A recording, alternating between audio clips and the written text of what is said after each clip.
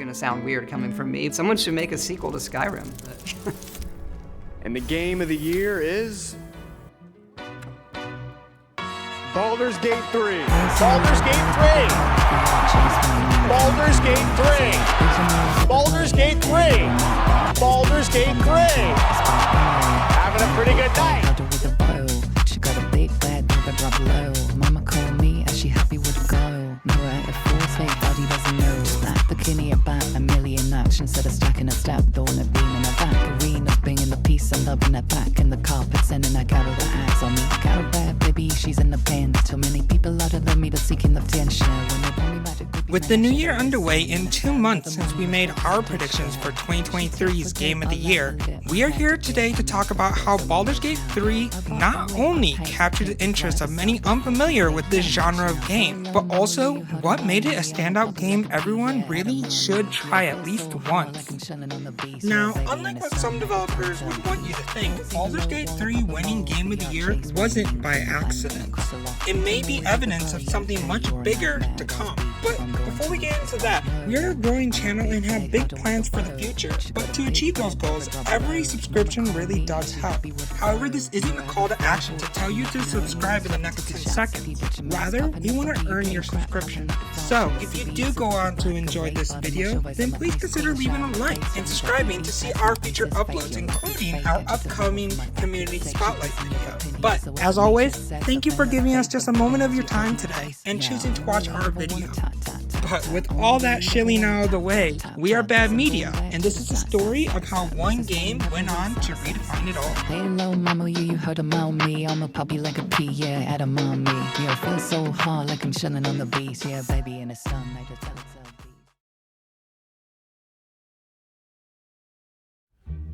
To talk about why Baldur's Gate 3 won Game of the Year and how it changed the landscape of gaming, it's imperative that we discuss what makes a game like Baldur's Gate 3 special and stand out from the rest.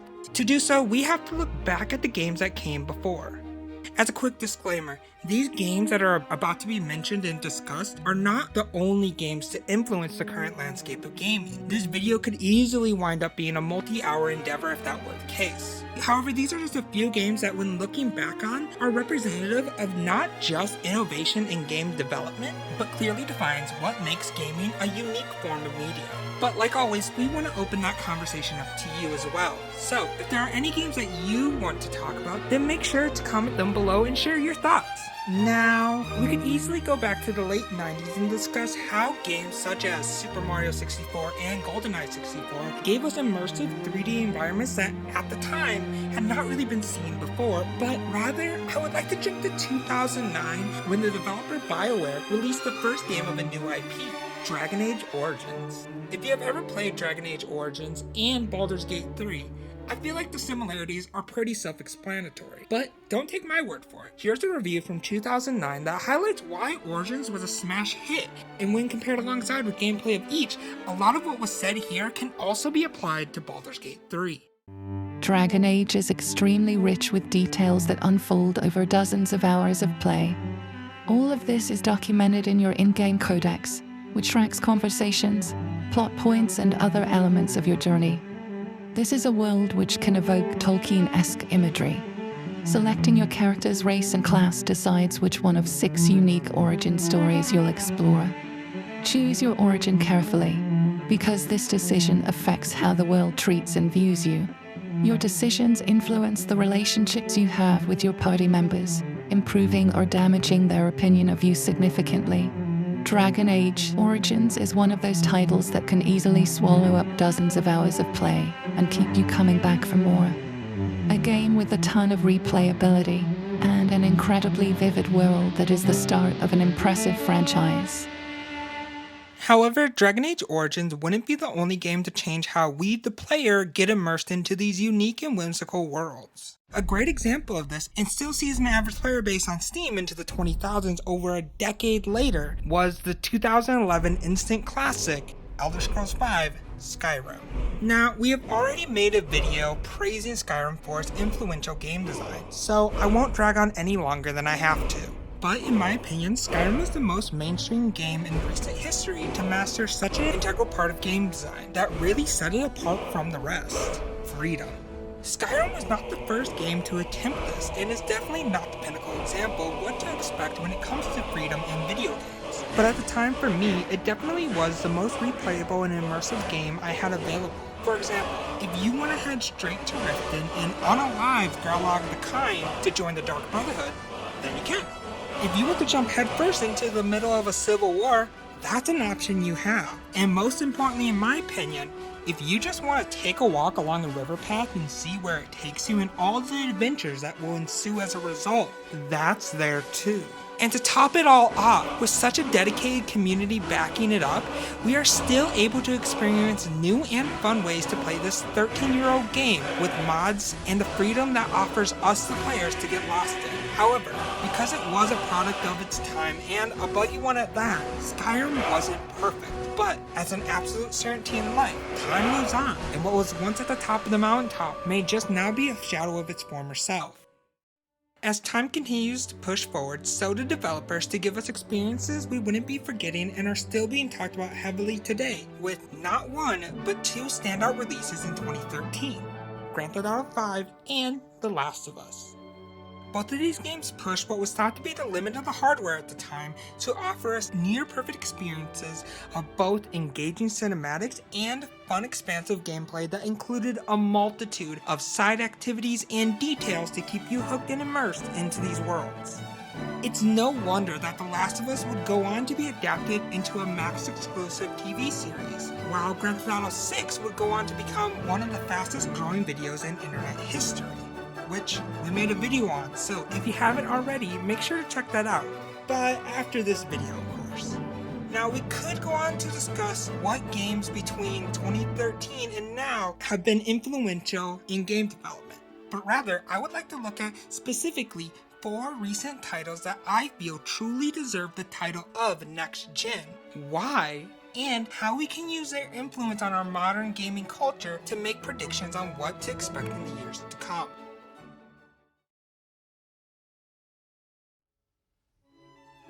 Rockstar North is definitely no stranger to basking in the limelight of the games that came before, and follows a predictable yet perfectly executed game design formula. However, I feel there is no better example of this than their most recent release, Red Dead Redemption 2, which will no doubt be perfected even more in their upcoming 2025 release of Grand Theft Auto 6. However, that's not what we're here to discuss. Instead, I would like to direct our focus to how, up until this point, RDR2 managed to give us a world almost as detailed as our own, which, with their previous release of Grand Theft Auto 5, had players who had never been to Los Angeles before learning the layout of the city through exploring Los Santos alone.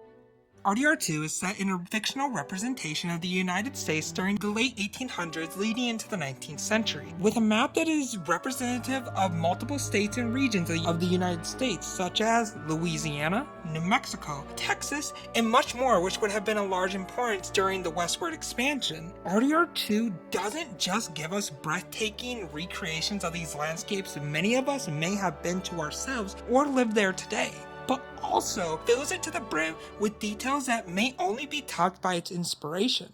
And I know some of us may not have touched grass in quite some time, but trust me when I say RDR2 really does push the boundaries between game and reality.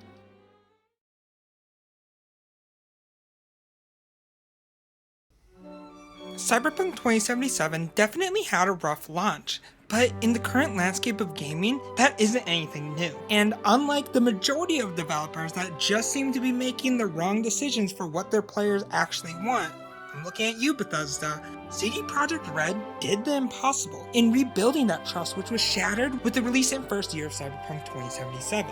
Today, however, when you play Cyberpunk 2077, you are thrown into a living, breathing world that uses its unique camera angle of a first-person perspective to really make you feel like you are V. And with mods such as VR compatibility that can literally give you an out-of-body experience, Cyberpunk excels at taking you out of its world as little as possible through seamless loading screens built into pre-scripted animation and actions that immediately give back control to find that perfect balance of interactive gameplay and cinematic imagery, with color motifs that, through interactions with seemingly minor side characters, you can look at this game with a whole new perspective and appreciation.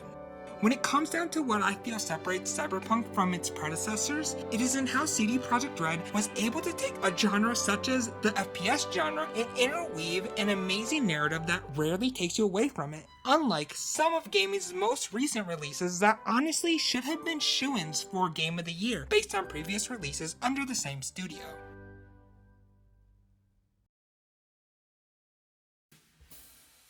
Touted by some as the next Skyrim to live on for decades, FromSoft's Elden Ring was Hideo Miyazaki's 11th game in his career, which was almost universally praised for its excellent world design, game direction, and story, but was unsurprisingly criticized for its punishing gameplay style if you have never played a Souls or Souls-like game before. However, what I find ironic is the criticism by some that Elden Ring has little to no story.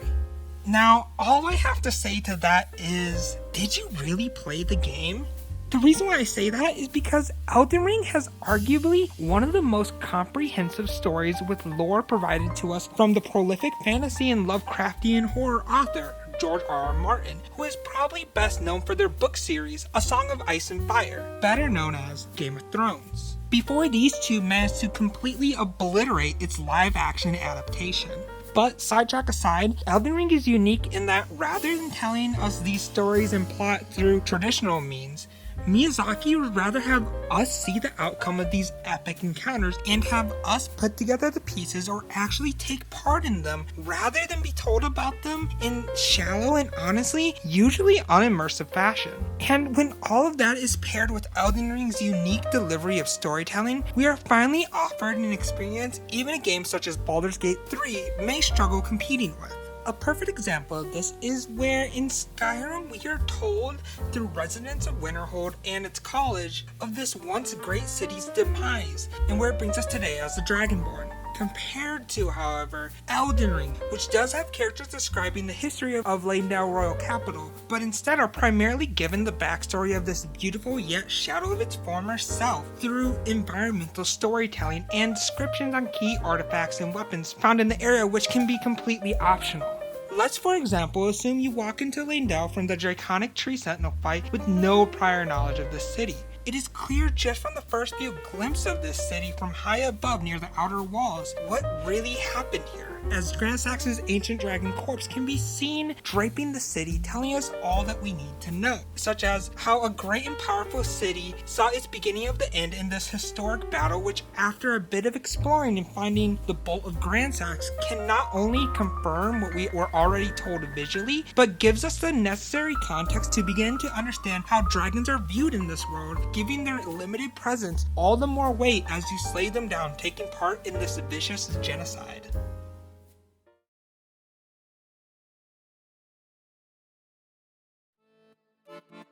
And with all that, we are all caught up and brings us to the game in question here today, Baldur's Gate 3, and how it managed to take the world by storm. When Baldur's Gate 3 was released, it was hit with a wide range of receptions, with many praising it for its story, amount of detail, and weight put on how your decisions actually matter and affect this world, leaving many who may have had drastically different story experiences compared to one another. This left developers usually in two camps. One who, similar to Larian Studios, understands what gaming as a form of media is and use this release as the inspiration to lay down all their cards and make the best damn game they possibly can. While in camp number 2, we are left with developers who, rather than using this game as a chance to reflect on their current model of development, double down and urge players to not expect this as a norm moving forward, sitting comfortably in the past, not daring to try and tip the scale forward. Baldur's Gate 3 is by no means a perfect game. It has its flaws and areas in which it could improve in. But that's okay, because just as highlighted with the previous games mentioned, Baldur's Gate 3 doesn't want to settle for what's expected. Rather, it wants to learn from itself and others to offer the best experience it can, and achieves this by demonstrating each of the key values highlighted in the previous games mentioned. hope you understand that I don't want to go into a lot of depths in hopes to leave you, the viewer, with the motivation to explore this world in your own way and experience these key values of what I feel makes an amazing game. So, instead, I want to leave you with a quote from the developer of the game that introduced me to how games can be so much more than what they may appear on the outside, and hopefully serve as a reminder to stop holding on to the past and go back to making amazing games. The thing that I think makes games incredibly special and unique and the best kind of entertainment is, unlike linear entertainment, you bring something of yourself to it, that it comes alive when you're involved in it, and that you're not just following what I want you to do or other creators want you to do, but you're taking your own journey. And video games, more than anything else, can transport you to new worlds, new places, and new experiences.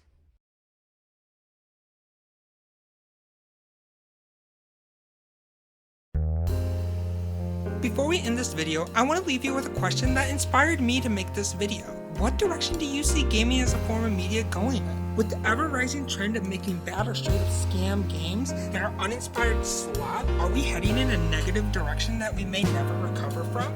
Or are the few standout games that are still being released going to save us from this modern trend of gaming? I'm truly not sure, and that is why I want to open this conversation up to you. So, if you haven't already, let us know your thoughts in the comments below, and if you have any ideas about what we should do in the future, then make sure to let us know that as well. Shout out to this commenter for their great video idea. We will definitely be doing a viewer's choice video in the near future, so be on the lookout. Again, if you ended up enjoying this video, then please consider leaving a like or subscribing to help us grow. We really do appreciate every one of you who watches our videos. But with that, we have been Bam Media. Remember to stay safe, stay hydrated, and we'll see you next time.